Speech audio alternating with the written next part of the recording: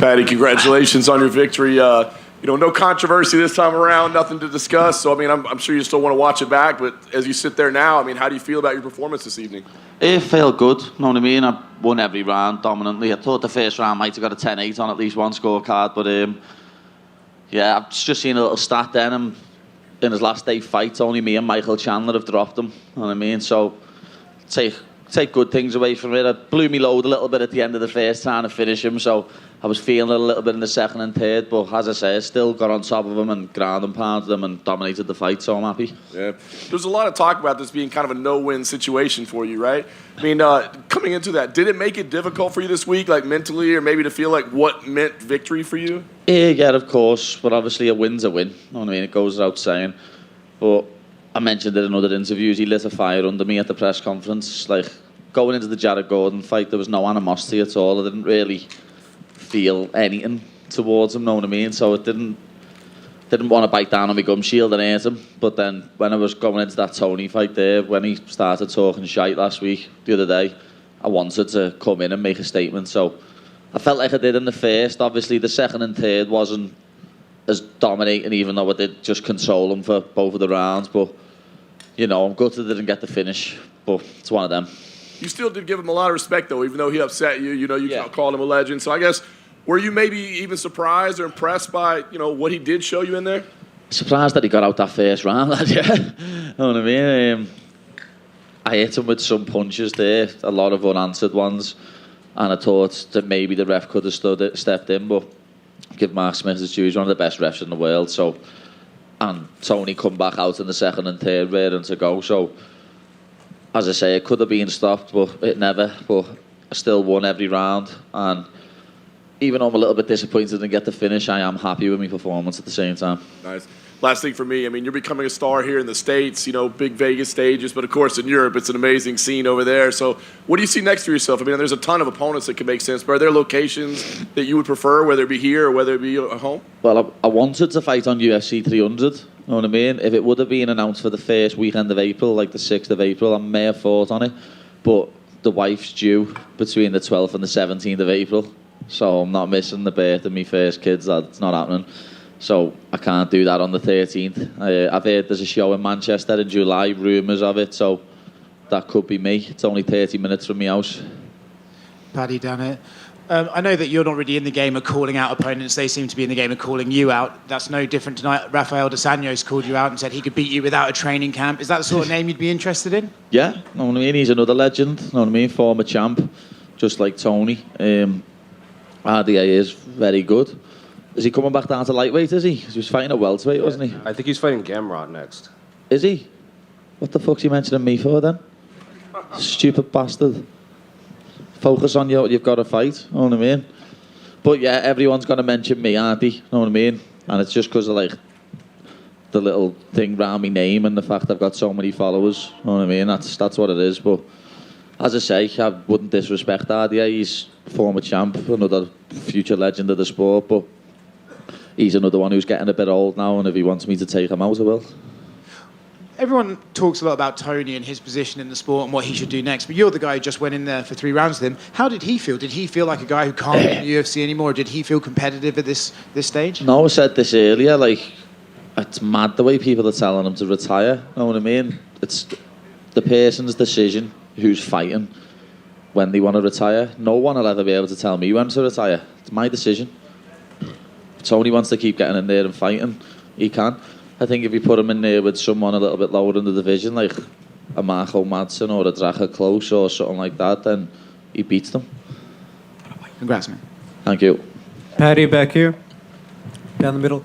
Patty, you talked about it. Obviously, everything surrounding your last fight, then obviously the injury, the layoff. Did you feel mentally, like, sitting up there right now, like you exercised those demons, you came back to Vegas, you got the dub, no controversy, just how are you feeling with it compared to everything you went through?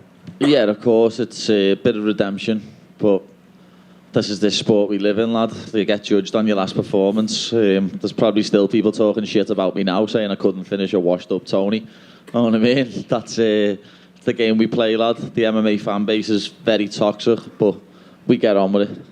it's been a minute, but do you still care one way or the other about fighting on the same card as Molly? Because obviously that's always a scene when the two of you are competing on the same night. Yeah, it's always nice, you know what I mean, when we get to fight on the same card, because we get to do fight camps at the same time and prep and stuff. But it's one of them, you know what I mean? We can't always fight on the same card. She's fighting in Feb, hopefully I'll be here for it. But it's just one of them.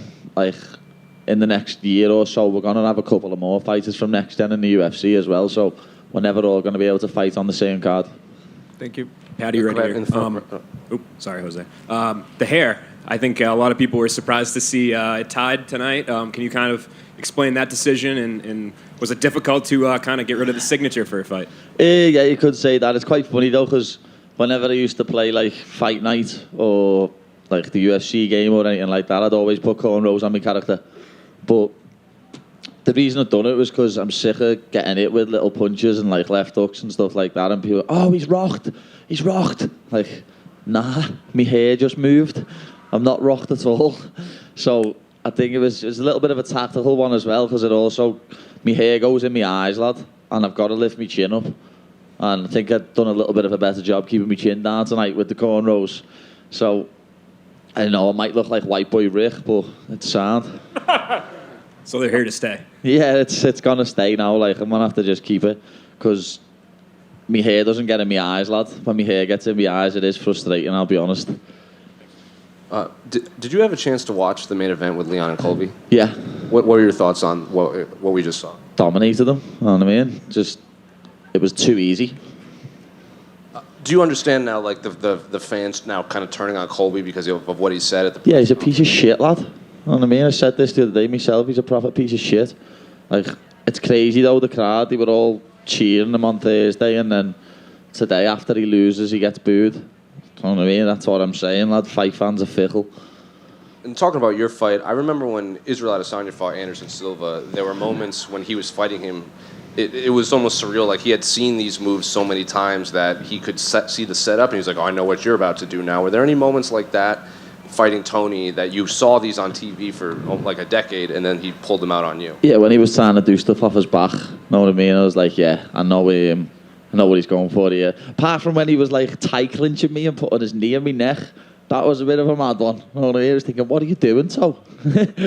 What are you doing here, son? But yeah, it was, as I say, it was surreal to fight someone like Tony Ferguson, but you know, I've got people like RDA mentioning me already, lad, so it's not going to be long before I fight someone else with a name like that. Was that really your first experience with a high-level 10th Planet practitioner? Because he was constantly pulling rubber guard on you. Lad, I'm a second-degree black belt, lad. It's funny because I said to Paul before the fight, got me second-degree black belt in the hotel before the other week. I'm going to have to actually show me grappling a little bit here, aren't I? Because every one of my UFC fights have just come in to have a scrap. Like, I actually stuck to the game plan this time, and I'm happy with it. Paddy, down to your right. Were you able to tell David Goggins that you were the ones carrying the boats or not? No, lad, I was too tired. If I would have finished him in that first round, then yeah. But no, I was too tired at the end of the third there, I'm not going to lie. I did blow me load a little bit trying to finish him. I can't wait to watch the fight back and see how many punches I actually hit him with unanswered, because I reckon it was over 30, you know what I mean? But it's one of them. He survived. He's one of the toughest men out there, and hats off to him. He's an absolute legend. As I said before, no one should tell that man to retire. He can retire off his own back when he wants to. So much has been made about your weight in between camps, but I know you said after the Gordon fight you stayed pretty disciplined. I think you only were like 182 or something like that. Is that sort of a mindset you're going forward? Yeah, I don't ever want to hit 210 pounds again, put it that way. You know what I mean? After I beat Lever and Vargas, I went a bit wild in America. I think at one point I got on the scales in America, there was 211. You know what I mean? And this time I'm not going above 185, 190. My coaches are probably standing at the back there laughing, shaking their heads like, I bet you he does. But I'm gonna do my best, like, not to balloon up. And I saw your ankle was swelled up. Is that the same one with Gordon, or is it a different one? No, it's the same one with Gordon, but it's not my ankle. It's actually the front of my foot. You know what I mean? Where I've kicked him and he's checked it. It's I've just got like a little baseball on the front of my foot, but that's just a bruise. You know what I mean? It's not nothing to do with my surgery, so I'm happy. And a score prediction for tomorrow? 9-0. The Manx aren't gonna like it. It's gonna be slappy time. Liverpool, top the league. Liverpool, top the league. Paddy over here. Obviously, a lot of fan opinion has changed about you this past year, but do you almost kind of prefer that maybe having some fans kind of put you to the side and maybe even sleep on you? Yeah, said this to Paul earlier today. I was like, it's mad because I've never really experienced getting booed until the press conference the other day, and I enjoyed it. Know what I mean? It lit a fire under me. It got me going. I actually enjoyed getting booed. So doesn't matter, lad. You can love me, you can hate me, you can cheer me, you can boo me. You're gonna tune in to watch me fight. That's all that matters. I'm sure a lot of it had to do with you going against Tony, as he's a fan favorite everywhere he goes. So do you think maybe next time out, if it's not a guy like Tony's level in terms of like fan magnitude, do you think you'll get the cheers you once had? Yeah, of course. Know what I mean? Even though I was getting booed, lad, people still love the walkout. People still go bananas for the walkout. So, yeah, as I say, I've said it a few times now, but I'm happy. Like, ending the year on a win after starting the year and down in the dumps, very depressed. So, I'm happy. Obviously, you just gave that wild 9-0 prediction. Where are you going to watch that game from? There's actually a Liverpool supporters club here in Vegas, lad, and I've got the invite, so I think I'll be in there in the morning at 8:30, swinging my shirt around like, woo!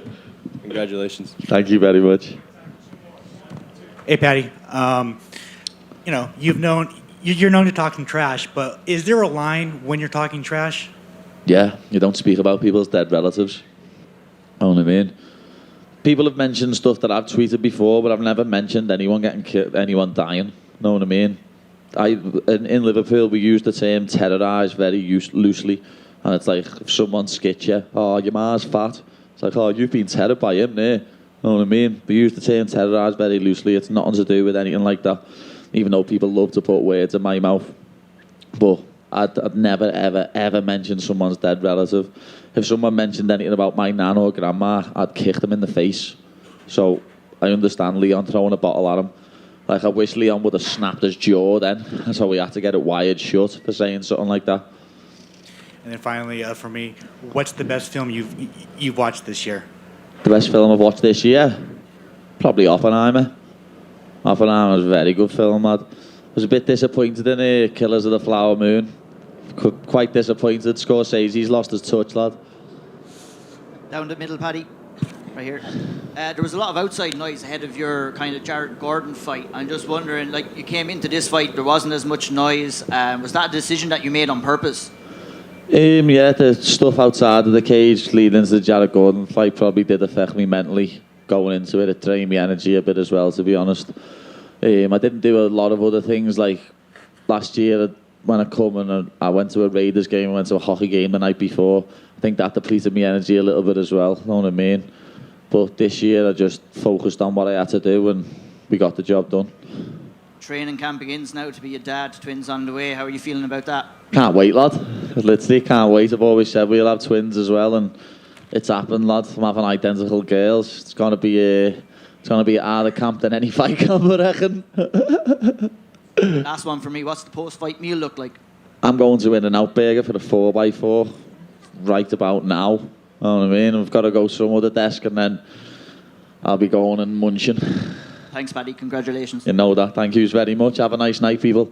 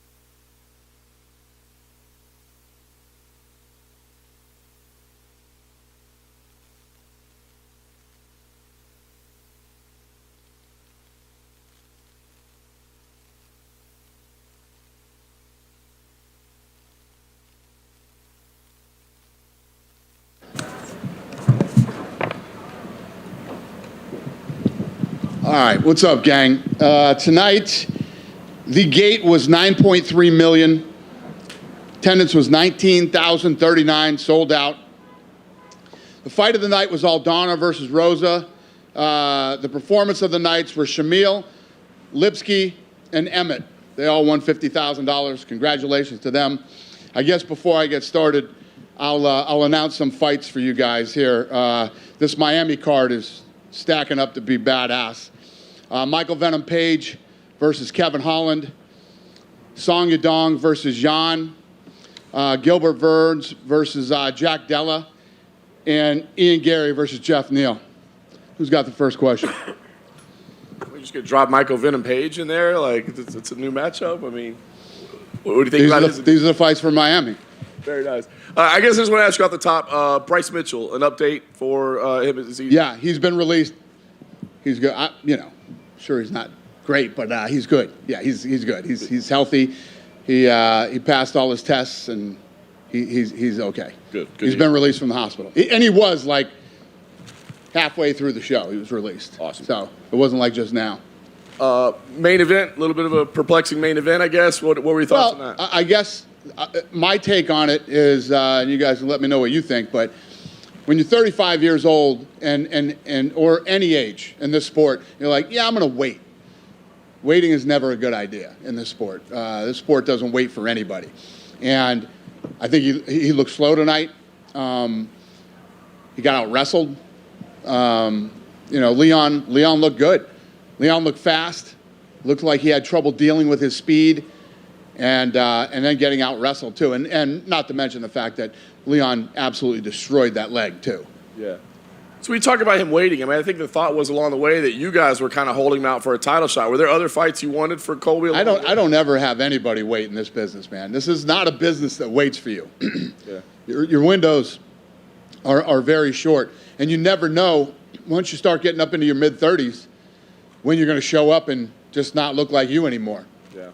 Bilal Muhammad was the backup this week. I think you said he's next. It still seemed like the next fight for I'm not even thinking about that right now. And last thing I'll ask on the main event with Leon, do you have an idea, like, let's get him back to England now, or we like him here in the States now, or do you have an idea, a plan, like, where it makes sense for him to fight? Obviously, it makes a lot of sense to have him fight in England. If you look at what the kid's done, he beat Usman twice and just beat Colby. Colby's the guy that I was saying if Usman didn't exist, he'd probably be the dominant champion in that weight class, and Leon beat them both. So, yeah. Nice. Much respect to him, and he looked incredible tonight. Co-main event, Alexandre Pantoja looked very good. Yep. He's a tough opponent, I guess. What did you think about his performance? Yeah, same. I mean, he looked great tonight. He looked great. Shavkat threw me off in the beginning when the way he was grappling instead of striking. Then he ends up submitting Wonder Boy, who's never been submitted. So Josh Emmett, holy shit. I mean, that punch was so loud and devastating, and then the whole undercard. I mean, the undercard was incredible. Yeah. The last thing I asked about flyweight, we got Brandon Moreno and Amir Albazi coming up. Do you kind of look at that as a number one contender fight now? What's the question? Brandon Moreno and Amir Albazi. Yeah. Do you look at that as a number one contender fight? Probably. And then last thing for me, it looked like there was a little skirmish in the crowd today between Strickland and Trickus du Plessis. I guess, what can you tell us about what happened and your thoughts on that? So what kind of an asshole sits Strickland next to du Plessis? This asshole. That's who. Yeah. I mean, you actually manually did the seating assignment for that? I do every seating assignment every week.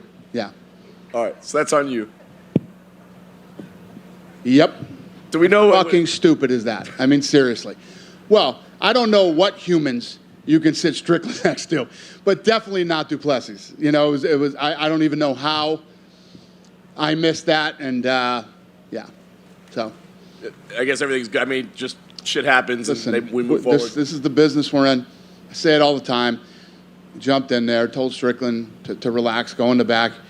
He decided to leave, so he left the arena, and du Plessis is good. We were just literally talking to him right outside the door there. So, gentlemen, we are in the fight business, and ladies, we're in the fight business, and these are the things that happen.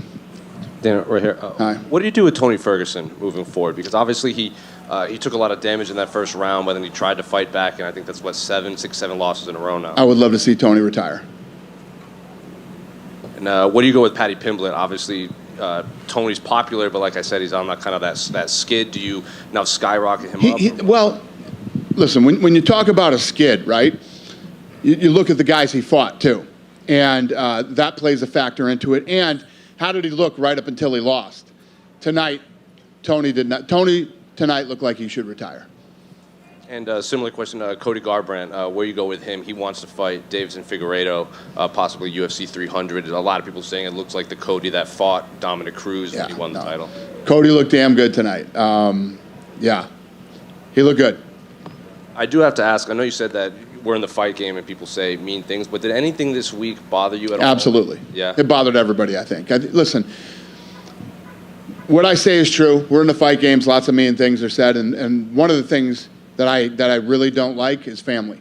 When you start going after family and whether it's the kids, the wife, the parents, the whatever, it's just such a nasty thing to do. But again, this is one of those sports where you say horrible things and then 24 hours later it goes down. You know what I mean? And that's why tonight you saw Leon's corners going crazy, and I went over and said, guys, listen, you won. You won in the most dominant possible way to win.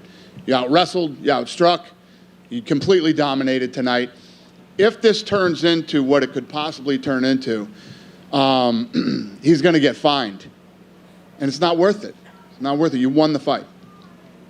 Last one for me. Do you have to, like, when Colby brings up, Leon's murdered father, do you have to pull him aside and say, like, hey, maybe don't say stuff like that? Because Leon tried to get after Colby at that press conference you weren't at. 100%.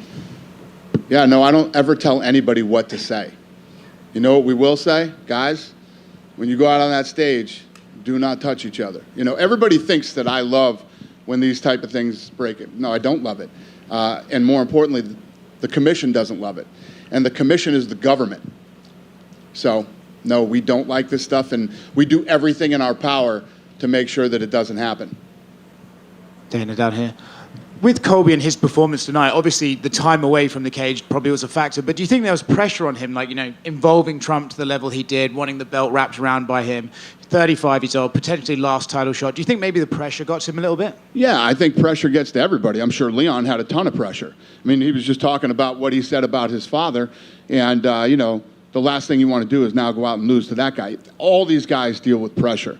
But Colby's been in big fights before. This isn't Colby's first rodeo. He's been in big fights, and Colby just looks slow and old tonight, in my opinion.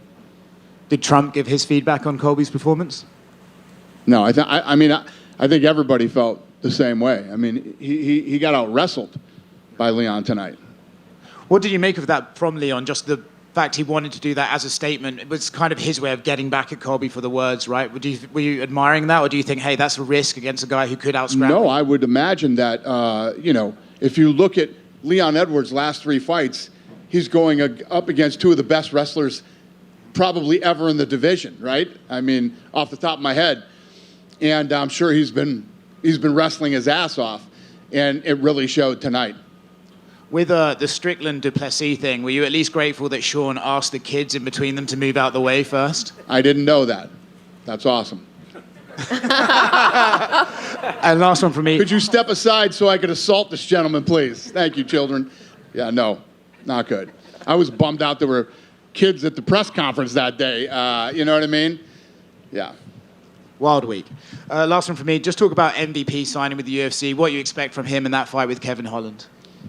I think it's going to be great. I mean, that's why we made that first matchup. That's a fun fight between 2 guys who let it all go. It's a good one. Hi, Dana, right here. Yep. I'm just curious. Aljamain Sterling tweeted that he had tickets tonight and that they got pulled. I'm wondering if you know anything about that. Well, they were tickets that he was with a sponsor. I don't know how they got pulled or what happened, but the team reached right out to him and he was like, "Yeah, never mind. I'm good. I'm going to leave." Okay. Also, it's been a while since we've talked, but the Power Slap was approved in California. I'm just wondering if there's going to be an event maybe around UFC 298. Yeah. So going into next year, you're going to see a lot of states open up in the first couple of months. We should have 5, 6, 7 states in early 24. And yes, we will start traveling around and doing events. Thank you. Thank you. Dana, right here, right in front of you. What were your thoughts on Shavkat Rakhmonov's performance tonight? Obviously, another dominant win against a tough guy. Yeah, he looked good. I was a little shocked at the grappling, pushing against the fence. I didn't see that coming. But then he ended up getting the takedown and the submission. And, the first guy to submit him. And on the opposite side of the equation, Wonder Boy, I'm just curious, where you think he goes from here. He's getting older in age, but he's still pretty competitive. He's had some wins recently. Yeah, I don't know. I mean, that's something he and his team are going to have to talk about. He's not in the same situation that I feel Tony Ferguson is in, so completely different. Then one more thing about the Strickland incident. There were some police officers that were involved kind of breaking it up. To your knowledge, was there any sort of legal issues? No. No. I'm sure the police got better shit to do than, 2 guys who are going to fight here in a month getting into a, skirmish here at a fight. And when it gets physical like that, would you ever consider fining? I'm not talking about the trash talk and stuff, but in terms of actually No. It's my job to make sure that stuff doesn't happen. If I wasn't an asshole, those two wouldn't have been sitting next to each other. It blows my mind that I let that slip. It just blows my mind. Yeah. Thanks. Dana, right back here in the middle. Mm-hmm. Hey. Right back. Dana, Brittany Palmer's last UFC event. Obviously, there's a lot of ambassadors who don't fight that are part of the UFC family. Just what are your thoughts on her run in the UFC? Yeah, her and Ariane both. So they both done their last walk, I guess you would call it, and they've been awesome, and we loved having them here, and yeah, it's all good. A lot of people, myself included, were surprised there wasn't a surprise announcement of the main event for UFC 300 at yesterday's big seasonal press conference. Are you planning to go big when you do announce that one?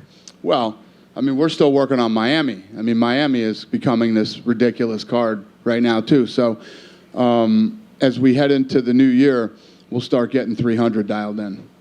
And then we wanted some stuff to play out first. Thank you. Yeah. And then finally, just curious, was there any talk about trying to rebook Ian versus Vicente Luque, or did things just fall apart? We offered Luque a bunch of fights. He turned them all down. Thank you. Yep. Over here. Obviously, your newest matchmaker, Joe, he had a fight play out today between Cody Garvin and Brian Kelleher. I guess, how'd you have that fight? What'd you think of that fight, and what'd you think of Joe's first fight as a matchmaker? Oh, okay. Yeah, got it. You threw me off for a minute there. Yeah, great fight. Yeah, great fight. And, right up until the end, it was an awesome fight. And you just mentioned there Vicente Luque, he was supposed to fight Ian Gary, but obviously Kevin Holland, I'm sure you saw, he kind of threw his name into the hat as a potential replacement. Now that we know that he's fighting MVP, was there ever even a possibility of Kevin Holland stepping in to fight this weekend? No. And do you think we're going to see more seasonal press conferences going forward? Yeah, we've been doing them for a long time. I was just asking because, it's like the first one in a long time. Yeah, well, we went through COVID. Yeah. Thank you, Dana. Yep. Dana down in the here back. too, right? Dana. Yep. Talking about the signing of MVP, you're throwing him straight into the deep end with Kevin Holland. Is that because of his age is kind of getting up there? He's 36, 37, I believe, or is that because of how highly you rate his skill set? Yeah, I think it's a lot of things. I think it's his age and his experience, and it's the right fight to make.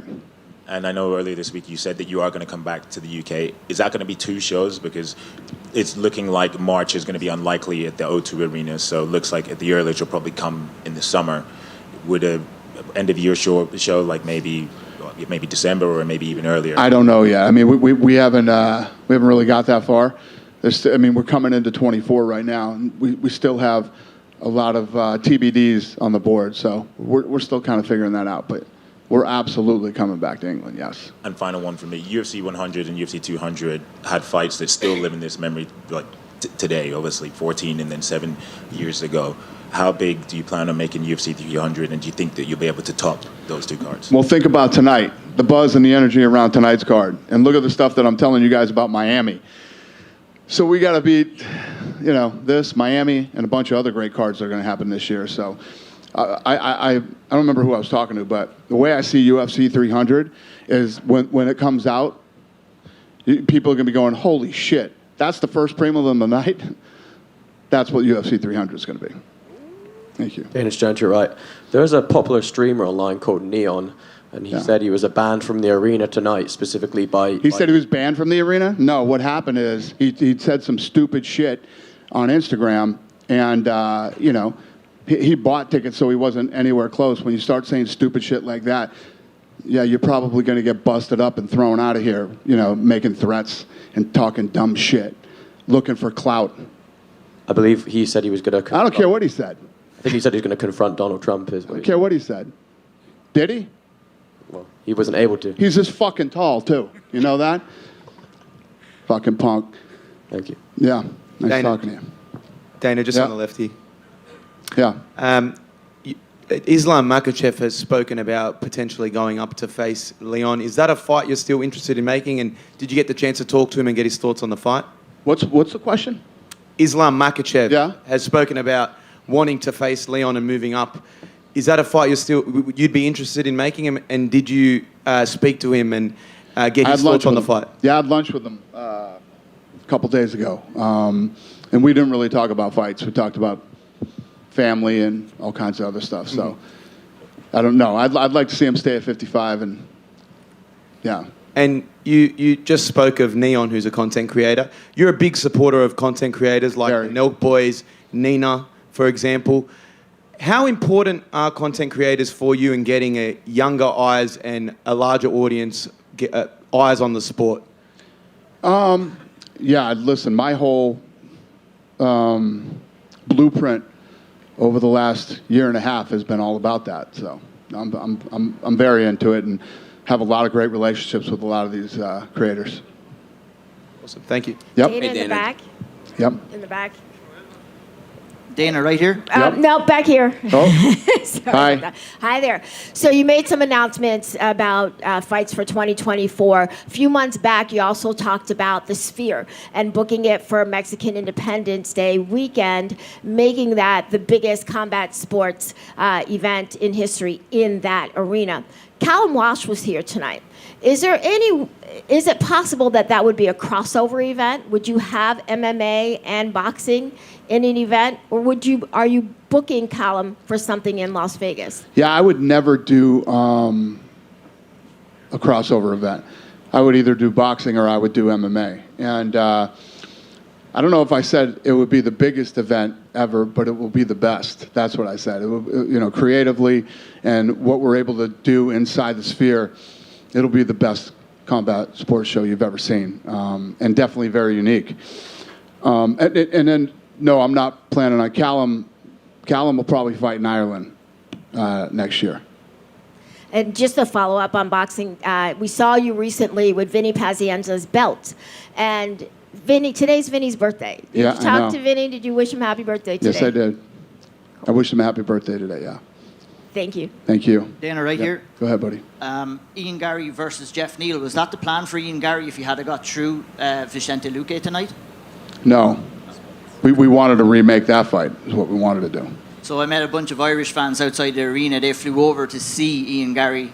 They were begging me to ask you about the Irish event, when it might be happening. I'm wondering if you're feeling a little bit festive ahead of Christmas. Well, the Irish event I was talking about wasn't UFC. It was boxing. Right. So the UFC is not going to come back in 2024? Well, I didn't say that either. I don't know.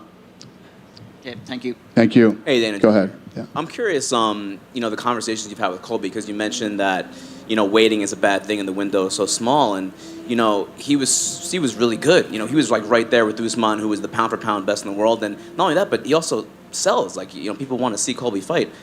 Did you give him the indication of like why he hasn't, he's had these bouts of inactivity? That's actually a good point. One of the things, this gentleman over here, I think, asked me about or one of you two, about what's too much and when it comes to, the trash talk. After that press conference or during, in the middle or whatever, pay-per-view shot up 25%. Literally, you can literally, and it wasn't like they were, like our analytical team was basing it off YouTube views. They were basing it off actual pre-buys while the press conference was going on and ended. 25%. Globally, too. Not just on ESPN. Globally, up 25%, which is fascinating. Absolutely fascinating. So he was also leaving money on the table in a sense too. By not fighting more often, he was leaving money on the table. Well, I mean, you see guys that want to wait. I mean, Chandler's waiting right now, and I mean, there's a whole laundry list of guys that I could say are waiting. Colby wasn't waiting for Conor. Colby was waiting for something else. Yeah. Well, no, he's waiting for a title shot. Yeah. You've made your feelings pretty clear about PFL and Bellator, but I'm just curious about your opinion about the loss of another major promotion. Some managers have kind of expressed their concern on social media, like there's fewer fights for some of the fighters who are not in the UFC now. You mean Bellator? Bellator going to PFL? Yeah, Bellator kind of going away essentially. Yeah. Is that a bad thing for kind of the state of? It is a bad thing, You guys ask me loaded questions, so that I will. I'm asking around. No. I'm not talking about you. Guys will ask me loaded questions to push me and to get me to say what I want to say. So what I will say, so you can get your fucking clickbait that you need and want. But yes, it's a bad thing. It's not a good thing for there to be less options, not only for fighters to fight, but guys who are coming up to have less options. So yes, it's definitely not a good thing. Thank you. Yep. Hey, Dana, back here. Back with Shavkat Rakhmonov. With his performance tonight, the fact that he's 18 fights, 18 finishes, exciting. Seems like the crowd loves him. Like he was the only foreigner that wasn't booed tonight. Is there a chance that he can leapfrog Bilal and get that title shot? I know timing's everything. You don't make fights, but is he in the conversation? Yeah, I mean, the guy's undefeated, and everything you said is on point. Yeah, and right here, right now, I have no idea. We got to get back in the room and talk, and we're dark here for next few weeks, so we'll get a lot of shit done here through the holidays. Do you happen to know Trump's reaction to Colby's performance? Did what? Do you happen to know Trump's Well, I mean, like I said, I think he felt the way everybody felt. I mean, I don't know what you guys' opinion was, but mine was that he looked really slow. He had a hard time handling the speed. Could never really get off because of the speed, and even got out-wrestled. So, he didn't voice anything. He waited till Colby spoke after the fight and wanted to hear his, his interview. But no, didn't really have much to say. Colby was saying that if he had won, Trump would have wrapped the belt around him. Is that true? No. And then finally, Do you think Secret Service is going to let him get up there in the middle of the octagon? I'm pretty, Definitely not. I'm pretty gullible. 2023 is wrapped, and 2024 is coming. Is there a specific fight, specific fighter, specific moment of this year that that I guess you would remember from this year? No.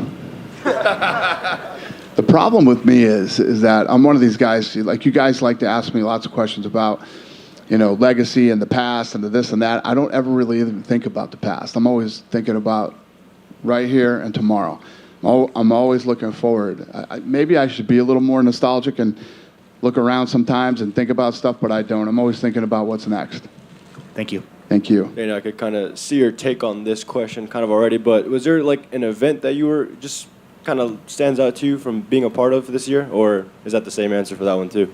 It's funny, man. I feel like every one of our events are always awesome. I mean, every time we go to MSG, the last Miami show was incredible. But I love the Contender Series, man.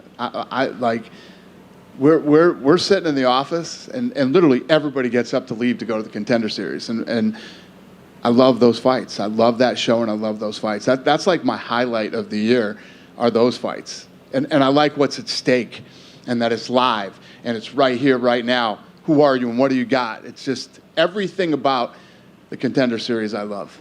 For sure, yeah. Always put on great fights out there. And like you said earlier, you'd like to see Tony retire. In case he does go up to you and say, I want to continue, are you guys going to offer him another fight, or is that kind of like a let's sit down and talk about it? Yeah, listen, Tony's been an absolute warrior and a dog in this sport. And, I don't want to disrespect him by publicly talking about him retiring, but I would love to see him retire. That's really where my head's at. Dana? Yep.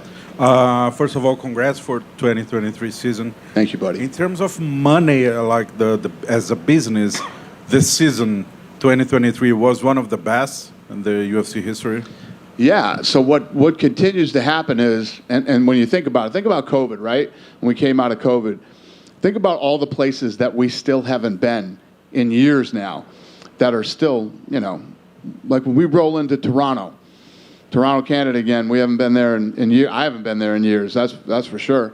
And Toronto's always a fun spot. Always great fans up there. The energy and the buzz up there. And I love the city of Toronto. So as we start to go into these other markets, let me give you an example. Ioli hits me up tonight, and he's like, "Hey, what's the gate? What's it going to be?" And all this shit. And I told him, 9.3 million. He's like, "Wow, I didn't realize the gate was that big and whatever." Where does that rank all time? Ranks number 15. So if you look at what's happened over the last couple of years coming out of COVID, these gates continue to go like this. I think you're going to see that in 24 too. So we go into these new territories, call them fresh territories that we haven't been in a while. Awesome. Talking about territories that are not that fresh, like Brazil. In 2023, UFC went to Brazil twice. Yep. For 2024, how many events can we expect in Brazil? I don't know that right off the top of my head either, but, obviously, how I always talk about Mexico and England, and, Brazil is a very important market that's, not only loaded with tons of fans, but tons of talent. So we're always going to be going to Brazil. Pantoja, Alexandre Pantoja, he was asking tonight that he told me he's going to ask you and the UFC to give him the chance to headline or maybe be the common event in Brazil. He wants to fight in Brazil. Do you see that happening? Do you think it's possible for the first semester in 2024? Yeah. Nice. Okay. Last two questions. Do you have any update about Charles Oliveira and Paulo Costa when they're fighting? Is there any negotiation with them both? No. Last but not least, Saudi Arabia. You were talking about that. It's going to happen, the first UFC event there, right? Saudi Arabia? Yes. What's the question about it? It's going to happen, the first UFC event over there, right? Yeah. So, since it's the first, and can we expect like something huge, like maybe, even though it's a You fight talking about night, the card? Will the card be great? Yes, going to put together a badass card for Saudi Arabia. Even though it's not a pay-per-view, can we expect like a title shot headlining? It's a great question. It's the first time we've ever been to Saudi Arabia. Obviously, those guys operate at a very high level, and we will bring a not typical fight night to Saudi Arabia. Dana. This has to be the best audio we've ever had in this press conference, in this tent. Helicopters right Yeah, now. Elliot. Well, there's some fucking machine. I can hear everybody here, and I can't hear anything ever. This is incredible. Yeah. Even you. Well, I understand you. This is unbelievable. Yes. Dana, down here to your right. Yeah. You talked about new territories, and every time I speak, I always ask you about UFC Africa. I know that's something that you said that's going to be a bucket list thing for you. Yeah, it's super important to me. Can you provide any? So here's the thing when we talk about UFC Africa, right?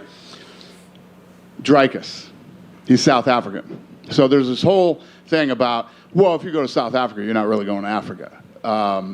You know what I mean? But if the guy who ends up being the guy is from South Africa, then we would probably start in South Africa.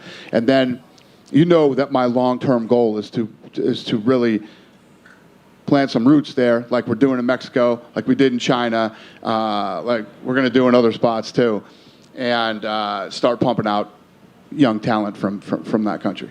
And obviously you mentioned South Africa there. What other countries have you earmarked as potential locations? Well, we've talked about Nigeria. You know what I mean? We've talked about, what was the two? There was Nigeria, Rwanda were the two places that we're talking. Dana. So the three places, South Africa, Nigeria, and Rwanda. Wonderboy walked out with Jack Black and Tenacious D Gang. Any chance more of the same from fighters if they propose the idea to you? Yeah. Tony walked out tonight with. Yeah, exactly. So yeah, I'm always cool with that. As long as nobody's singing or, any of that shit, we're good. Yep. Dana, just kind of curious, what are your goals looking like for 2024? You have a lot big plan. What are some of the goals that you hope to accomplish that you haven't mentioned yet? In 24, we're gonna be opening the PI in Mexico. We're gonna do a live event down in Mexico. I'm really gonna start grinding down there, and all the plans that I've had over the years. Then, like she was saying before, then is Mexican Independence Day at the Sphere. And as I get, I'm working on that thing now. As I get more, I guess as I get my shit together, I will let you know more about how that thing's going, because I got all these plans for it, but I'm working on it right now. So Mexico is huge for us next year.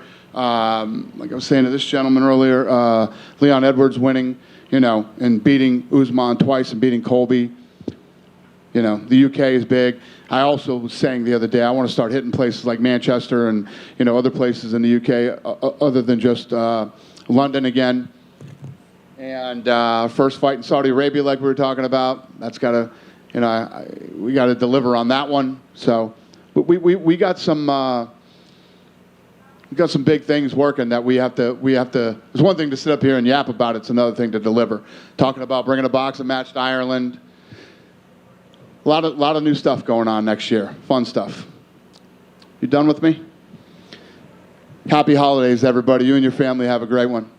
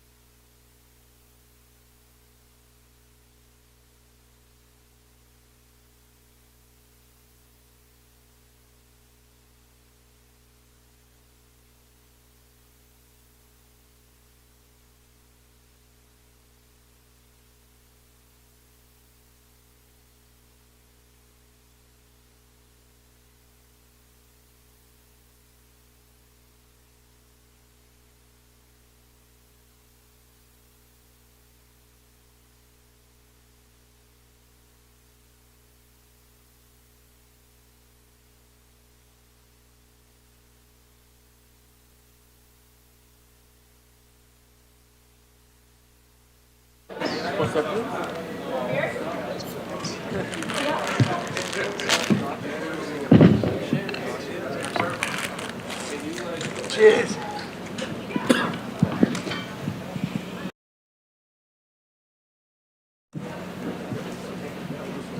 Congratulations on the victory. Obviously, a dominant performance. I just want to ask you about coming in as the champion. Was the experience different mentally, physically, anything in your first title defense?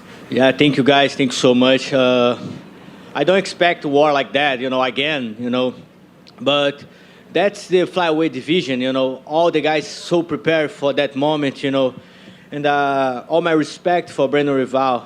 I shake him a couple times, especially in the first rounds. I kick him so hard in the ribs. I don't know how he's keep coming, I have a very good kick. And I'm glad to can show you more my strike in that fight, Of course, my grappling make me steal, but I can show more my striking game, And I shake him a couple times with my right hand. And but that's it, Brando Royval coming with the prime time.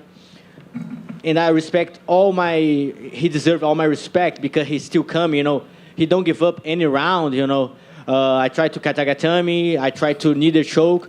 I'm really close to finishing him. And I make a lot of power, a lot of stretching in that moment. I talk with my coach how he don't tap, And that's it, very, very respect for him.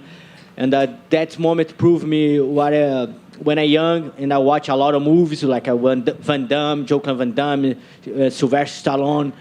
And my wish is I want to fight with the best fighter in the world. And now I'm here, fight with the best fighters in the world. That's incredible. He talked a lot about working on his jiu-jitsu, his pure jiu-jitsu coming into this. Did you find him to be a better fighter this time around than the first time? And he improved a lot, He involved so much, And he learned with his last fight with me, He lose from me, and he grew up so much. He go to another level, And I'm very happy for him. And I'm gonna make sure the next time I fight with him, I need to train a lot, make a lot of work in the gym, because he coming much better, This kid deserves all my respect. This division deserves all my respect, All good fighters, all the fights with flyweight try to make a bonus of the night, fight of the night performance. I'm very happy to represent this division. Yeah. As champion, you don't have to call out anybody, right? They have to come to you. But are there fights that you want to have during your reign as champion? Are there names on the list that you want to compete against? I want to call everybody, I love this division. I love to watch these guys fighting, Almir, Moreno, that's more close guys, I think so. And Manel Capi, I love to watch him fight too. Kai Kara France, spectacular performance, All the guys, Matheus Nicolau is a very true guy too, And what I mean, I love, I love this opportunity to fight like that. And in my room, I can see the T-Mobile Arena and the same color in the Coliseo. And I love that. And the last time I fight with Moreno, I watched Rock, and this time I watched Gladiator. And I'm so excited to come to this arena and fight like a gladiator, kill or die all the time. I'm so happy. Nice. You mentioned Marina and Albazi. Are you looking at that as the number one contender fight, that the winner fights you? I think so, the number one with the fight with the number three, Very good fight for Moreno. Now it's time to fight with another person, no just me and Figueiredo, Of course, I'm going to watch that fight, very interesting fight. And I want to see how Moreno going to do, with a different guy. Almir can bring some different game for him.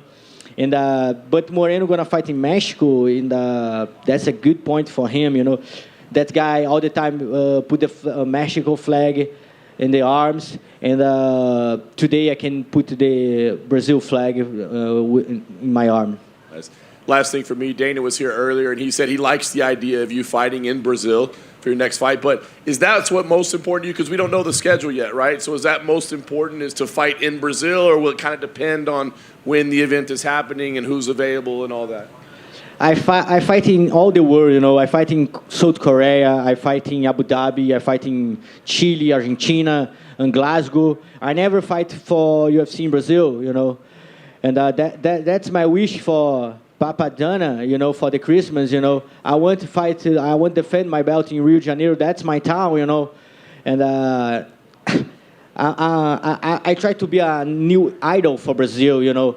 I say that all the week, you know. Brazil need a good idols, need a good heroes right now, you know. Some guy respect your opponent, some guys bring your family all the time, you know. This cultivate, I have my young son in my side. He helped me a lot, you know. I make a good work with like a parent, you know. Make a good work like a husband, a father, and I try to give this prescription for the world. Alexandre, in the front right here. You were on stage during that press conference with Colby and Leon and everything, and you talk about being a family man and being a good husband and everything. I'm curious, what did you make of all the what Colby said to Leon and what they were all saying back and forth to each other, bringing up family members and everything? You know, I don't agree with everything Sean Strickland say, but this time I'm with him, you know. He talk a lot too, you know. I don't like when he talk about family division, you know, because that's the job for all the families, you know. He need that's a payment, you know. When you talking about imagine if you talk about your job, you know, that's so disrespectful. But I'm agree when he talk about this what did Kobe say. I think a lot of fights say that's the more the bullshit, the trash talking ever, you know. You know, I'm not really close about my father, you know, and I respect a lot Leon Edwards, you know, everything he do for your family, for your country, everything he passed for that moment, and I'm super happy Kobe don't win today, you know.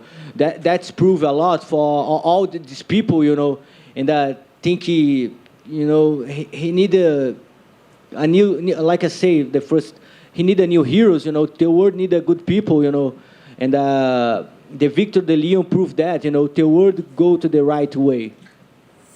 So going off of that, as a champion, you might have to fight guys like Manel Kape and Muhammad Mahayev, who they do a lot of talking. I'm curious, do you look forward to that as a champion because it will bring more interest to your fights when you do eventually have to fight fighters like that? You know, like I say, I love this division. You know, I love all the fights. Mokaev, I train with him in the American Top Team. He's a very good guy, very technical, very talented guy. He keep learning. You know, Manel Kape, very tough opponent too. And I try to keep this belt, bro. I have a lot of work to do. Today I fight with the prime Brando Royval. I really expect I can finish this fight in the first or second round. But he's still, bro, like a zombie. He's still coming for me, you know. And I know I have a big nose. He can catch sometimes. But I really don't feel, you know, I don't feel the power, you know. I respect him a lot. I respect his heart. But, like I say, I'm from Brazil. And I'm from a very small town, Arraial do Cabo. And my first master, Albert Reis, I go to him to train in a lot of gyms, you know. And I train with a lot of big guys. And man, if you try to you punch me, you need to punch really hard for I feel, you know. And I'm ready to all division, you know. I'm back to my gym. My coach say 1 week off, and I go now back hungry. And last one for me, how big of an event in Brazil would it be if someone like Alex Pereira headlines and you're the co-main event? How massive would that be in Brazil? I think that there's a perfect spot, you know. Pereira, two Alex Pereira, Alexandre Pantoja, and Shitara gonna take the belt in January, and you can put 3 belts on the line, you know, and still in Brazil. I wish you can do that. Alex, your last 2 fights have been rematches. Do you hope for your next fight that you fight somebody fresh, or do you not mind fighting the same person over and over? I fight with all division, you know. Like I say, I fight with Kai Kara France in the Tough Show. I fight with Manel Kapi. I fight with Matheus Chinal. A lot of names, Alex Paris, you know. And of course, maybe a new name is a good idea, you know. These guys know all my plan, know all my game plan. You know, you see Brando Royval, how good him come today. He tried to take my belt, bro. And I see in his eyes, he's ready to that. And he's so much better with the last fight he did with me. But God gave him the bless. God gave him the right answers today. And the belt is still in Brazil. How nice is it to bring the belt back to American Top Team? Let's go, man. American Top Team create a monster right here, you know. And I'm very happy to American Top Team get another trophy for the Gym of the World. He deserves all the belts. And I want to say in the public how much I'm saying thank you for Dan Lambert for everything he do it, you know. Not just for me, but for all the people who go to American Top Team. 5 years ago, I go to America Top Team and I have any money and I'm like a nobody, you know. I make like 2 fights in the UFC and he take care about me a lot, you know. And now I'm the champion of the world. Now I can prove for my family, you know, provide for my family. He gave me opportunity to do all that, you know. And I just want to say in public, thank you so much, Don Lambert, for everything you do for us in the America Top Team. Alex over here.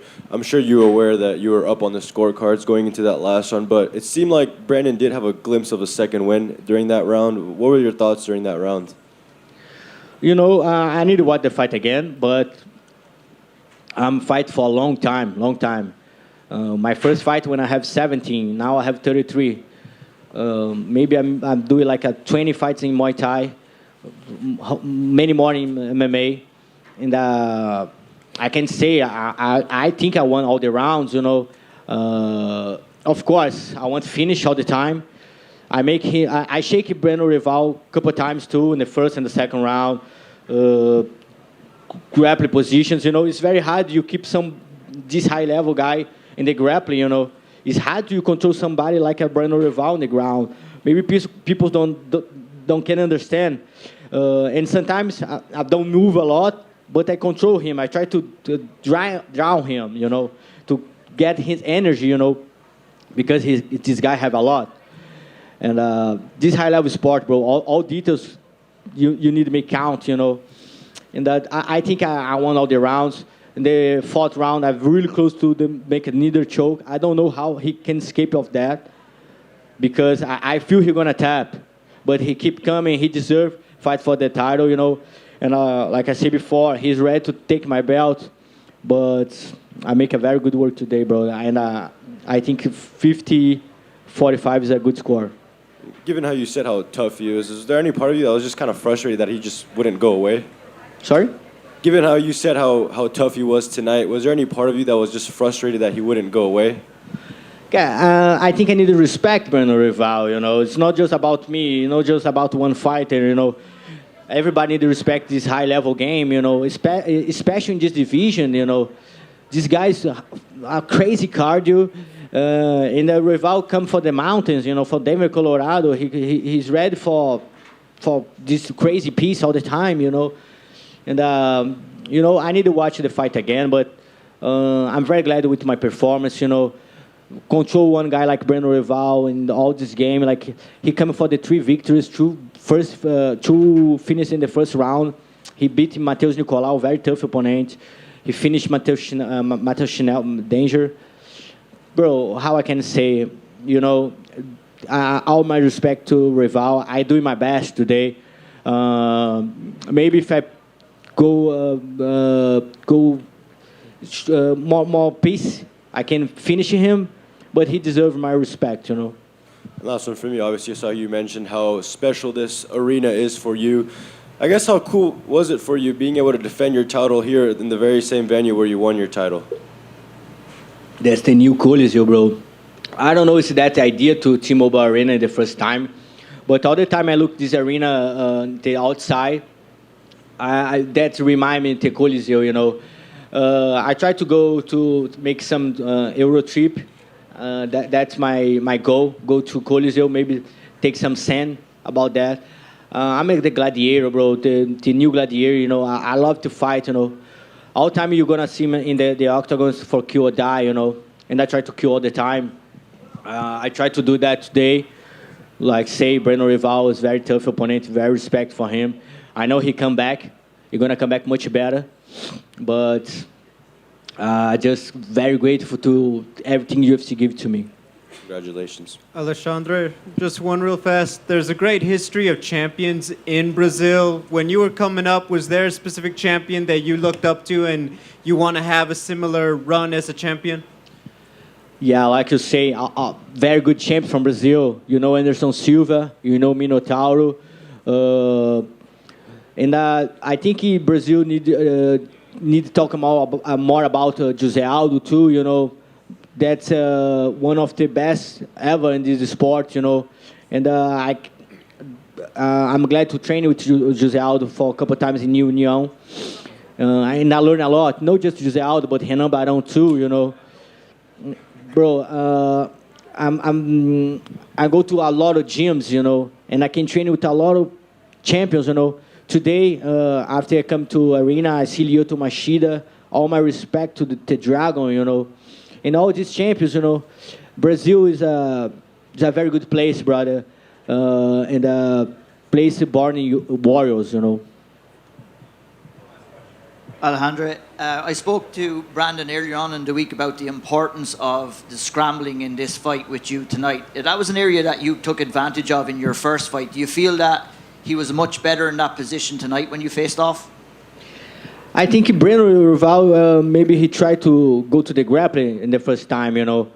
But no, he's keeping the fighting, try to the fighting strike and use his stance to catch me. But I feel I'm much more stronger in the ground, you know. And my coach Parrumpa say, if you can't finish the fight, win the rounds, you know. That's very important, you know. And that's what I try to do, you know, win all the rounds, win little by little. I'm very close. Like I say, he feel my hands a couple of times. I try to finish with the katagatame. I try to finish him with a needle choke. But people need to understand it's not just about me. You have a very good fight in the cross of the octagon, you know. And all my respect to Brando Royval. And I keep working, man. I keep learning. I keep climbing the mountain. Talking about keeping the flyweight division fresh, I think it's 4 or 5 years tonight. This fight was a fight that didn't have Davison Figueiredo or Brandon Moreno in it. So, like looking at fresh opponents in the division, Mohamed Mohayev is facing Alex Perez with a win there. You know, it would be a fresh name on your resume as well. Would that be a fight you would be interested in? Of course, like I say, I want to call the names, you know. I love my division. I love to watch these guys fighting. All the time you see some flyweight fighting, you make sure you're gonna see a very entertainment fight, you know. All the times he make bonus, all the time he make a performance. Mokaev, very interesting fight. Alex Perez, very tough opponent. All my respect for him. Manel Capi, Kaikara France, all good guys, you know. And all these guys, you know, who's the champion right now, you know, and how tough I am. Thank you. Congratulations. Thank you, guys. Happy holidays.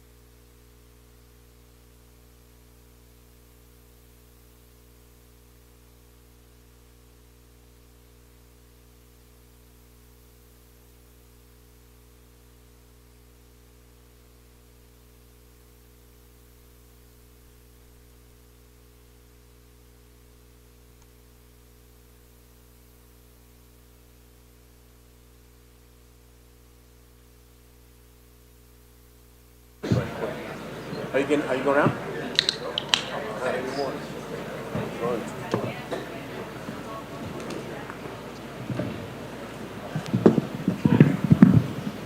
Colby, obviously, I'm sure you're disappointed to not be sitting up there with a title belt, but after a little while now, how do you rate your own performance, and what was your feelings on the fight? Yeah, I would rate my performance a 5 out of 10. I could sit here all day and make excuses. I could have zigged when I should have zagged. I could have, it was a timing thing because I was off. But that's not the cloth. That's not the cloth that I was cut from. So I'm not going to make excuses. There's a reason the front window is bigger than the rear view. So it's in the past now. I'm not going to worry about the past. I'm going to focus on what's next. There's a guy that's been talking a lot of shit to me in the media. Stephen Wonderboy Thompson. Everybody thinks he's a nice guy. He's had a lot to say about me. So I'd love to see him say that to me in the cage, in the octagon. What exactly has he been saying about you? Oh, he was just saying some stuff before the fight. Oh, he's going to get his jaw broke. Oh, this and that. He's always talking shit, throwing shade. So I'd love to see him say it to my face. He's always got things to say to you guys in the media. But I've never seen him come up to me face to face. We were backstage at the press conference. He kept his head down the whole time.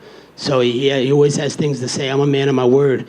I say things to people when I look them right in the eye and I say, let's do it. Let's go in the octagon. So, I'd love to see him, sometime next year. And, we've been at the top of the division for the longest. We're two guys that have never fought that have been at the top of the division for years. So, I think that's the fight that makes the most logical sense next. I know you say you don't want to make excuses, but bear in mind the inactivity that you've had to have over the last couple of years. Would you like to get back in there as soon as possible and try and compete more regularly to maybe help with those timing issues you mentioned? Of course, I want to be an active fighter. I want to be a company man. I want to be a guy that, comes out here and puts on performances and shows for the UFC and makes them money as regularly as possible. I don't want to be getting sucker punched in the street and take more damage in the streets than I ever took in the octagon. So, I need to get my timing back, and I will. I'll go back to work. I know what I need to work on, and, I held back a lot in that fight. So I don't even feel like I was in a fight. It feels like I just was in fucking a practice round. So, I'm a lot better than that, and I'm still 35 years young, and my best is yet to come. Did Leon do anything in there that surprised you? Did his wrestling surprise you? He managed to get you down a couple of times and vice versa, but did he surprise you at all?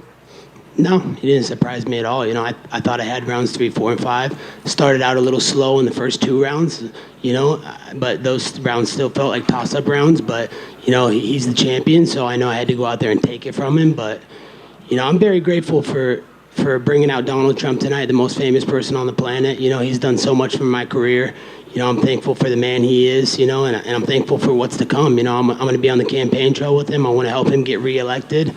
I want to make sure that there's no more rigged elections here in America, and we need to stop these wars. That's the biggest thing. Look at all the wars going on. He kept peace in the Middle East. There was no war that he led us into. So he kept our borders safe. He kept inflation down. You guys can all hate him, but look at what he did for all your guys' bank accounts. Like, your bank accounts were so much better under him. Gas was $2 a gallon. You go to the grocery store and it's 300% uprise with Biden in office. So Trump did so many great things for this country, and I'm looking forward to seeing what his next move is and getting him elected in 2024. Last one from me, and I feel like I know what your answer will be on this, but Leon mentioned in the cage how your comments at the press conference really sort of emotionally hurt him, and he struggled with that, and the death of his father still weighs on him heavy. Do you maybe regret those comments and think, actually, okay, that was one time I maybe did go a little bit too far? Not at all. Why would I have sympathy for a sex trafficker, someone who's impacted and hurt a lot of people's lives? The truth always stings the worst in the world. So, no, I don't feel bad about that at all. Let's talk about all the victims that he left behind that are surviving of the trauma and the turmoil that he put these people's lives through. So I don't feel bad at all. Why would I feel bad for a criminal? Colby, right here. You've kind of put yourself in a position where people want to see you fight whether there's a title on the line or not. You versus Jorge is one of those random non-title fights that headlined a pay-per-view, but that was like a heated rivalry that sold. Is Wonderboy a big enough name or a big enough dance partner that you two could headline a pay-per-view, or do you view him as like, oh, this is a fight night headliner against him?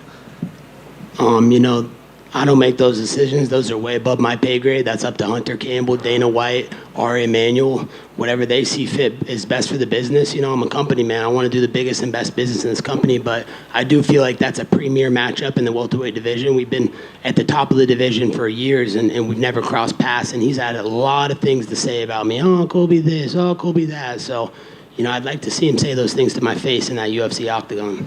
You also had a lot of things to say about Sean Strickland. Sean Strickland obviously said a lot of things about you at the press conference the following day. He was in attendance. I'm curious if, say, he doesn't come out on top against Dricus, is that a fight you would be entertained at all, just considering the history of words between you two?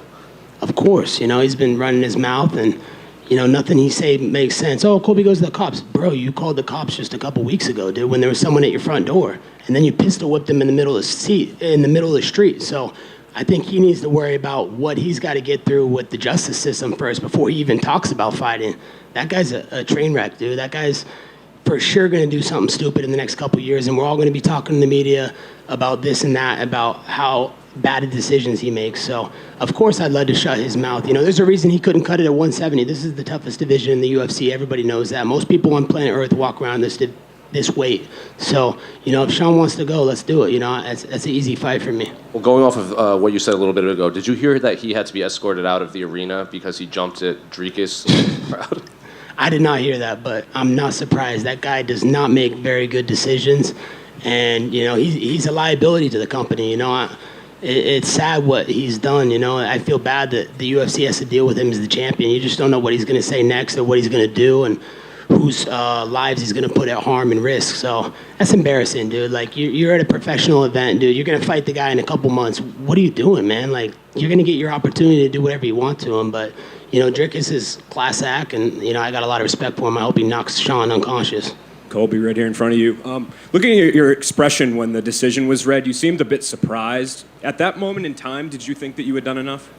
I did. You know, I thought the third, fourth, and fifth round were mine. The fifth was mine easily. The fourth I thought was mine as well, too. And, you know, I thought I did enough in the third. You know, he didn't put any damage on me. He got a couple low kicks, but then I started checking him at the end. So, you know, I thought I had the win. I thought I did enough. But, you know, the judges have never favored me. They hate me because I support Trump. And, you know, everybody hates Trump in this building. So, you know, it is what it is. Life goes on. Did you talk to him at all after the fight? No, I haven't had a chance to talk to him yet. I'll probably be able to talk to him after that, and, you know, just thank him. You know, just thank him so much for coming out and making this a spectacle, and all the support he gives to me and shows me. You know, he gives me American Dragon energy every time I talk to him. He uplifts me. It makes me want to be greater. So, you know, I thank Donald Trump so much for, you know, believing in a small kid from, you know, Springfield, Oregon, a nobody. You know, I came from a blue-collar family, and, you know, I had nothing, and, you know, now I have a lot of things, and, you know, now I have the most famous person in the world on speed dial that I can call at any time and get advice from. So, you know, I just feel upset that I didn't stick to the game plan that he had told me, and, you know, but it is what it is. Like I said, life goes on. You know, I think I can come back from this stronger and face this adversity head on, and I'll see Leon again down the road. And, you know, you did have the chance, it seemed like, in the cage afterwards to talk to or yell at back and forth with Leon's corner. I guess, what were you guys saying to one another back and forth there? You know, he was just saying headshot dead. I'm like, bro, you don't even have guns in the UK. What are you fucking talking about, dude? You fucking bow to a king, dude. I don't fucking bow to nobody. We have fucking constitutional rights in America. So the guy is just blah, blah, blah, blah, blah. You know, he's got nothing fucking to say, you know, like, just the guy's fucking fake news. Everything he says that comes out of his mouth is just a fucking joke. So, you know, I didn't really have anything to say to him. I was just kind of laughing and just saying, dude, what are you fucking talking about, dude? You're fucking nobody. You never fought in a cage. You never been in the UFC octagon. What have you accomplished in your life that makes you think you can talk about one of the all-time greats of the welterweight division? Colby over here. What was that game plan Donald Trump had formulated for you?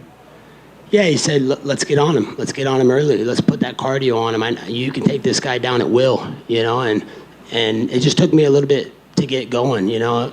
My timing was not there early on, but, you know, Leon was switching a lot to orthodox. I didn't expect that as much as he was in orthodox, so I kind of switched up my game plan. So I was preparing to take him down on that right leg, and he kept putting the left leg in the lead, and I was kind of confused. So, you know, it was more just a timing issue, and, you know, I still thought I did enough, but, you know, God bless Donald Trump for fucking everything he's done for this country. He's the greatest American and the greatest president in history. And I know you just showed your adamance towards fighting Wonderboy Thompson next, but there was another welterweight out that fought tonight, Shavkat Rakhmonov. If the UFC decided to go down that route, is that something you would welcome, fighting Shavkat Rakhmonov next?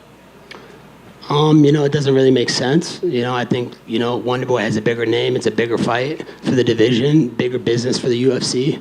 I'm the company, man. Whatever the UFC wants. I fought the pound for pound #1 guy.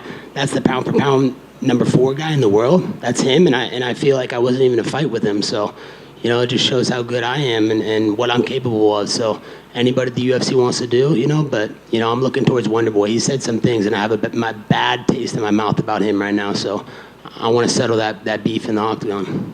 Fair enough. And Sean O'Malley and Chito Vera are headlining the Miami card in March. Announced a couple fights for that card. Would you be welcome to being added to that card, given obviously it's in Miami?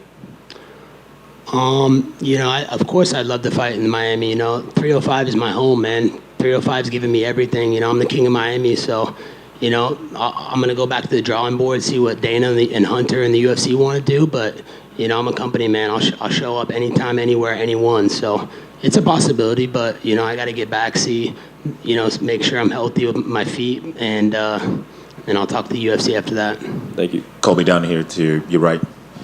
In the build-up to this fight, you said there wasn't anything that Leon Edwards had done during his reign that had impressed you. Has that changed now that you've shared the octagon with him? No, nothing impressed me. I mean, honestly, I don't feel like I got in a fight. What did he do that separated himself from me? How did he show that he was like this level above me? He didn't show that tonight. He didn't knock me out. He didn't wobble me. He didn't fucking win every round decisively.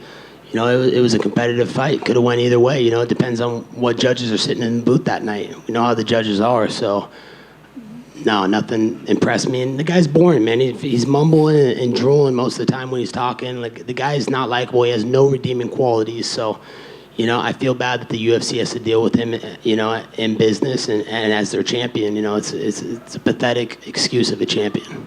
And this is the third time you've come up short in the undisputed title fights. Which one hurts the most? Is it this one or maybe the first one to Kamaru? Yeah, that's tough. They all hurt the same. They all sting, because I feel like I was right there and I had what it took to win. But I just, took my foot off the gas pedal and didn't put it down as hard and believe in myself like I know I'm capable of doing. So, I don't know. They all sting, they don't feel good, They're all fucking, they all suck. But, I got a great support system. I got my coaches, Daniel Valverde, Cesar Carnero, amazing coaches. I got my friends, Michael Wall, have done so much for me. Michael Lehman's done an incredible job for me. I got some great people in my corner. They're going to lift me back up and make sure that I come back from this stronger. And, this is just a lesson learned, another lesson in life, man. That's what life's all about, learning lessons and coming back better from them. Thank you. Colby here. You didn't try to take Leon down until round 3. Was that the original plan, or did you think you left it a little bit too late to implement that game plan? He was switching a lot to orthodox, so I kind of got a little confused. I didn't want to rush in on the left side because that's his, dominant side. He's a southpaw. He was doing that intentionally. I feel like he was setting up like a knee or a kick on that side. So, yeah, I wasn't ready for him to be in the orthodox as much as he was. But, yeah, I didn't pull the trigger. Just no excuses, man. It is what it is. It's in my rear view now, and I'm gonna come back from it better. People talk about Colby the person and Colby the character. Is that even a thing in your eyes? No, not at all. There is no character. I'm a guy that just turns it up to 11. I don't care what people think of me, man. You can hate me, you can love me, you can be indifferent. It makes no difference. I'm here to do the biggest and best business for this company. I love this company. I just signed a new contract with him, so I'm not going anywhere anytime soon. I'm going to be around for many years to come. So, the best is yet to come for me. I truly believe that, and I'm going to create a lot more special moments in this company, and I'm going to keep making history. That's what I've done since the beginning, and my legacy is not set yet. Last one for me. Are you going to try to dispute the decision tonight like Donald Trump tried to dispute the election in 2020? I mean, the 2020 election was clearly rigged. Look at all the voter fraud, all the mail-in voting, this fake fucking COVID. You guys are all doing triple vaccines. You got Travis Kelce out there, Mr. Pfizer, saying, "Oh, get 2 vaccines at the same time."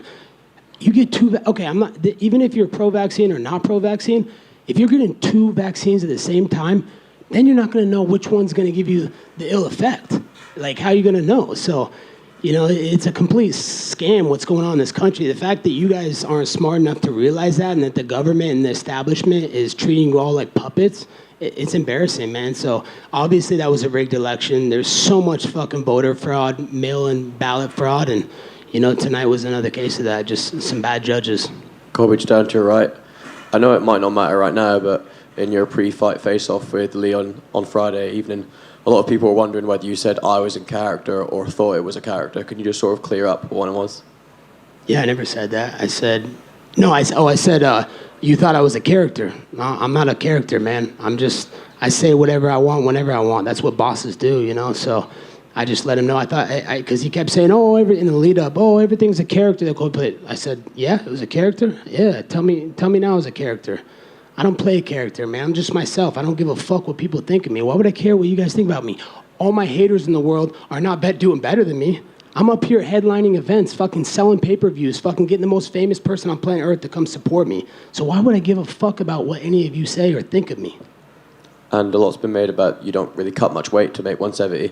Any chance of a move down in weight class, or are you not really thinking about that in a minute? I don't want to be a weight bully. That's everything I stand against. I'm trying to be the new generation of fighter that just fights at his natural weight. I don't want to cut weight. I just want to feel good when I fight and not have to get that big advantage. I feel like cutting that type of weight is legal cheating. So I don't want to be a cheater. I've never been a cheater, never done a steroid, never cheat when I'm in the octagon. I fight fairly and I do everything by the book. So it's not something I'm interested in. I want to fight everybody at my weight at 170 and prove I'm the best in the world and come back stronger from this. If DC could be fighting and winning world titles at 41, there's no reason I can't. That's still 6 years away from me. So, I'm not going anywhere anytime soon. It doesn't matter how much you guys hate me. Colby, I've got to ask, you talked about the haters that you have, but you got cheered. You got a big pop when you came out. But towards the end of the night, after the decision, you got booed. Do you feel like you let your fans down tonight?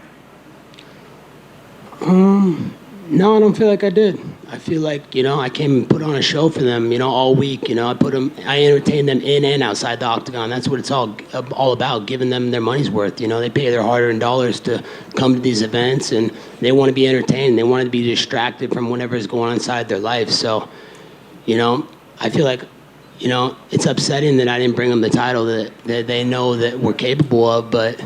we dust ourselves up, we get back up, and we come back stronger from it. And still have a great support system, great sponsors. Shout out to MyBookie, the best, the king of sports books. Shout out to Happy Dad. They've done so much for me. Kyle Forgard has helped me train and get my conditioning to another level. So we're just going to go back to the drawing board, keep training, and come back stronger from this.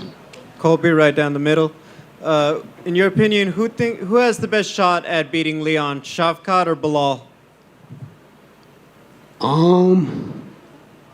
Probably shit rat, just because we saw the first fight with Bailey, the racist, and who wants to put a racist in a main event pay-per-view title fight? I mean, they already made that fight before and nobody watched it. And that was during COVID when nobody had anything else to do. So how are you going to sell that as a pay-per-view? That's not a pay-per-view worthy main event.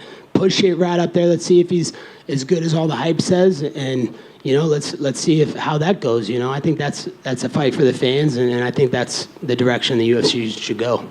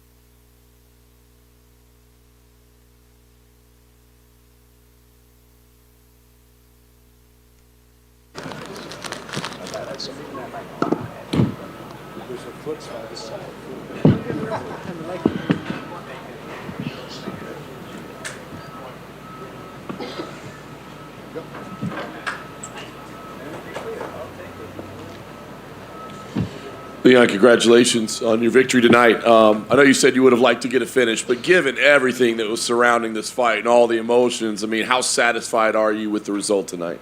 I don't know if it was one of my best performances, but I thought it'd be a way more active fight. He just went on his back foot straight away, and I thought what's this guy doing? After talking all that shit that he did this week, I thought he'd come out and do more, but I feel like he's done it before. He gassed the fight up and just show up and just don't show up, The game plan that he used was pretty surprising, whatever it may actually have been. I mean, did you think early on, is he trying to bait me into something? Like, is this some kind of game? Like, what's going on here? Or when did you realize that this is just going to be what he does? Yeah, 100%. Because I came out orthodox for the first round, and I was waiting for him to charge forward like he normally does, but I feel like the pressure got to him. I feel like the switching of stances, my range, it all just threw him off. Just kind of went in like a little shell. It didn't come out of it. Yeah. How challenging was it for you as well to stay controlled, right? Because you talked about being controlled with the emotions of fight week, but then you got to go in there for 25 minutes and be controlled. Like, how challenging was it there to keep the proper mindset? It was hard. Like even to the weigh-ins yesterday, I was like fuming and shaking, and but I was after speaking to my mom and my coaches, and just like fuck this guy basically, and just focus on yourself. This is what he wants. He wants you to come out there and fight emotional and like try swing and take it down, So I thought, okay, this is like, also what he said is fucked up, but let's switch it all off and go out there and do your job, Yeah. The grappling exchanges, a lot of your takedowns seem to come right after his. Did you come into this fight saying, I want to show that I can grapple, or was it kind of responsive to be like, now I got to take him down? No, it was definitely a plan, I'm a great grappler. I just like striking, But I think I took Usman down, never taken down before in his career. Took Colby down, out grappled him. So I feel like as I'm learning and growing, I was keep showing more and more of my skill set. I've always said I'm a mixed martial artist. I'm not a striker, And tonight I was able to do that. I out grappled two of the best grapplers in the division, And as long I was keep reigning and keep improving, Yeah. There's been a lot of talk about the exchanges between you guys. I mean, obviously, it is the fight game and people fight, but do you feel like there should be some kind of a limit, like an honor among athletes of like, hey, man, there's certain things that are just off limits that we don't touch with each other? Yeah, 100%. I feel like kids are out of it. I feel like a murdered parent should definitely be out of it. It's just like I don't get as a way to sell fight or entertainment, And I think that's like put him in the show. I think my reaction to it kind of like threw him off a bit. I felt no one were feeling what you're saying, Like the fans turn against him and the media is like, what are you doing? I feel, but he's a coward and he's always been a coward, Even when he lost the fight, he keep making excuses that I won the fight. Even Usman knocked him out and broke his jaw. He's like, it was Mark's fault. It's always someone else's fault when he loses, Yeah. As champion, there's always going to be a target on your back, but does there feel like a weight off because of the emotion that was surrounding this fight? 100%, definitely. I feel like it was definitely one of the most emotional fights I've had to deal with. For like the comments that he made. But like I said, I got a great support system around me, and the defo got me in the right space to go out there and compete as an athlete. Because in my mind and my body, I wanted to go out there and have a war with him. And but when I talked to my coaches and my mom and everyone, just said, okay, like just shut it all off. 25 minutes, and after that you can deal with your emotions after, And I was able to do that.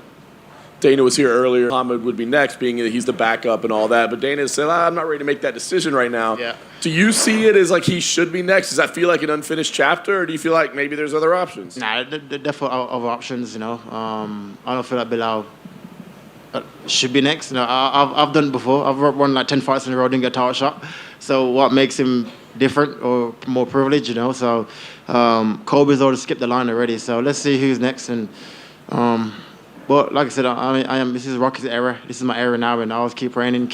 Whoever's next doesn't matter. They're all similar styles anyway. All boxers, wrestlers, and this is what I'll build my career on it. So whoever comes next is it's whatever, you know. Nice. Last thing for me, we'll figure out who, but where does that matter to you? Do you want to fight back in England, or do you like fighting here in the States, Vegas? I love to fight in England, especially now we got Tom. You know, like have me and Tom on the card, headlining, co-headlining.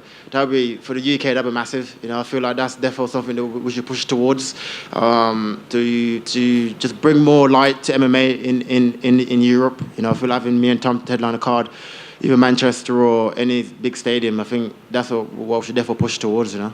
Leon, right here in the front. Kind of going off of that, Dana was here and announced the official signing of Michael Venom Page to the UFC. He's going to be fighting Kevin Holland in Miami. So would that be a fight down the road that, you know, that could headline a massive stadium, a big arena in the UK? I don't know. He just got to the UFC. I don't think he's nowhere near a title shot. Yeah, I don't know. That's like, I don't know. I think there's way more people that so more close to a title shot than... Did you see happen to see Shavkat's performance? Because he seems to be the other one that people want to see you fight at some point. Yeah, I did. He looked all right, you know.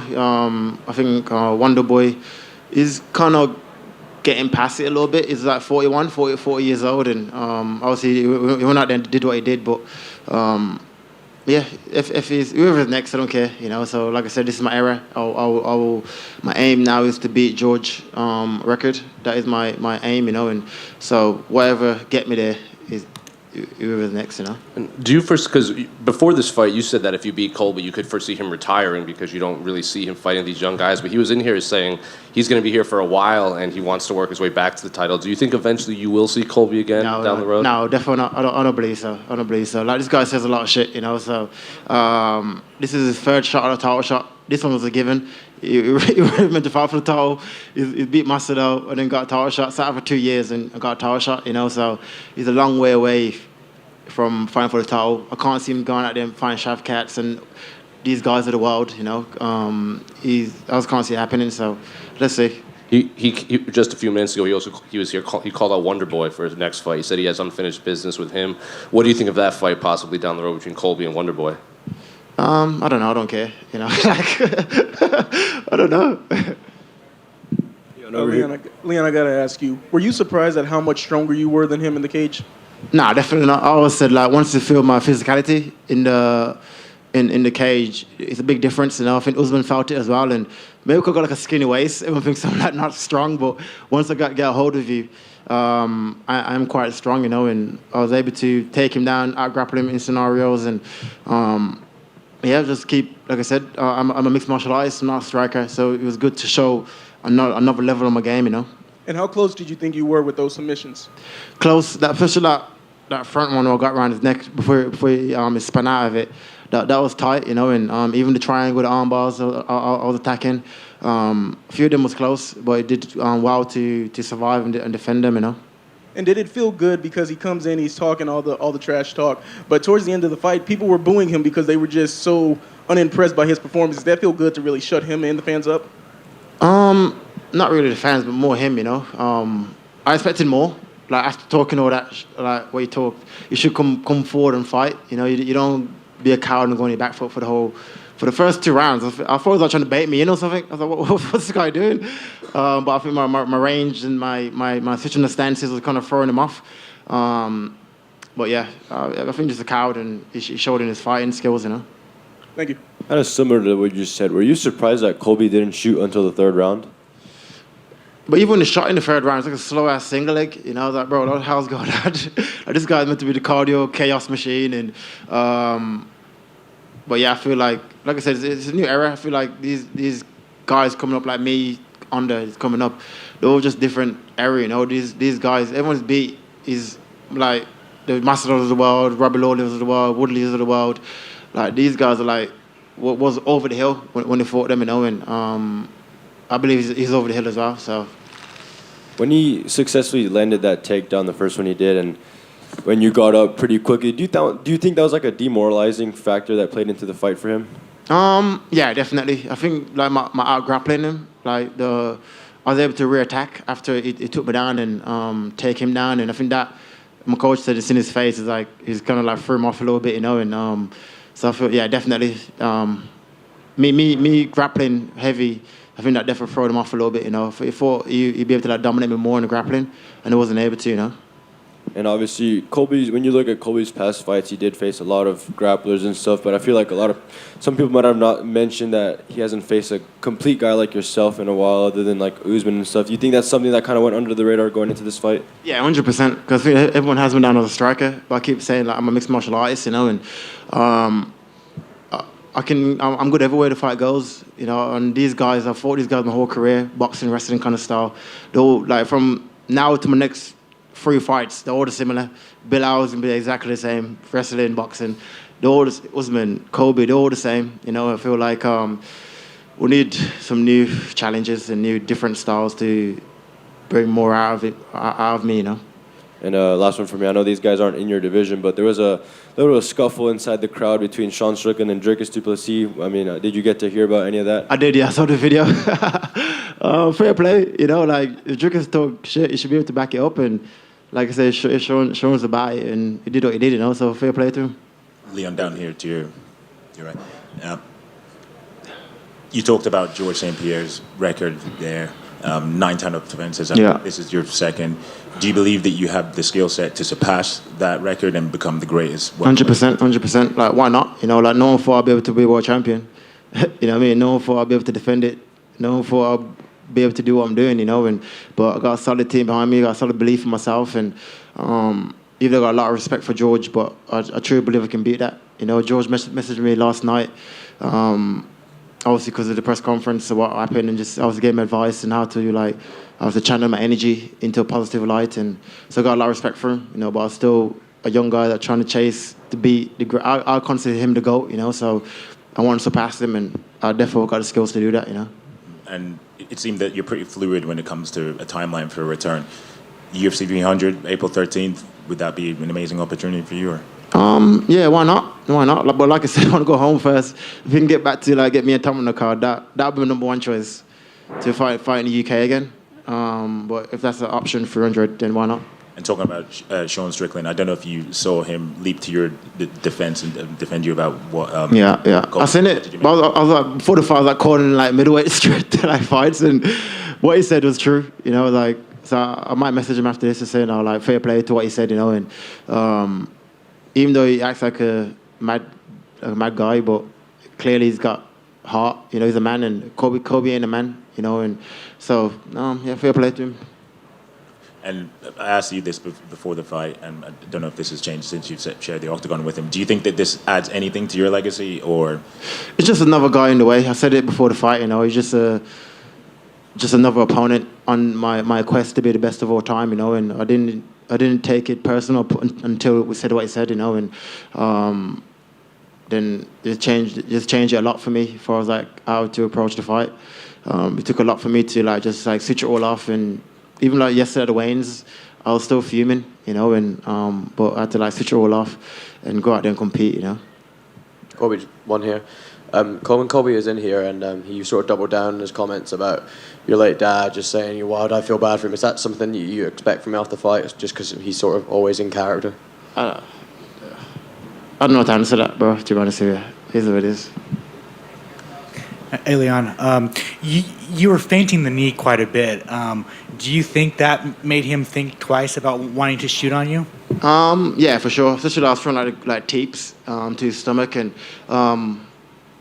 I feel like the fake in the knee, but because he shoots always to the right side, to the first hip. So I feel my coach kept saying keep tapes going and keep feinting it, And I think especially my stance as well was kind of thrown off his range, so he couldn't get into a rhythm the way he normally does, And I could see him coming from a mile away. He threw the same slow uppercut, the same hook cross.